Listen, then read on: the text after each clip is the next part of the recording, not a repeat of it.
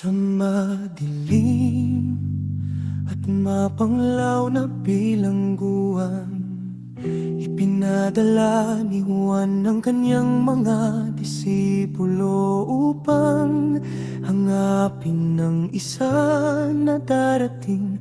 Ang kanyang tinig ay puno ng pananabik at palanabik. Ikaw bang hinihintay namin? Mabait na sumagot si Jesus. Ang mga bagay na nakikita ninyo sa mundong ito, ang mga bulag ay nakakakita, ang mga pilay ay nakakalakad, ang mga dukha ay nakakarinig ng mabuting balita. At mapalad ang mga hindi natitisod dahil sa akin. Narito ang hangin ay patuloy na umaawit sa ilang tungkol sa isa na naghahanda ng daan para sa anak ng Diyos. Ang bato ay mayroon pa ring pangalang Juan.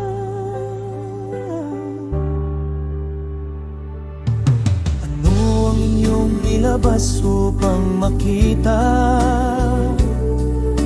Hindi isang tambo na umuugoy sa hangin, hindi mga pinong seda at brokada, kundi isang tinig mula sa langit.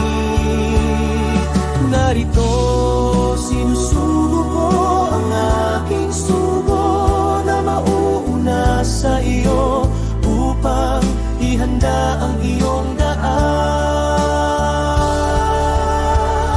Isang propetang higit na dakila kaysa sa lahat ng mga propeta sa lupa. Ngunit ang pinakamaliit sa kaharian ng langit ay higit na dakila kaysa kay Juan.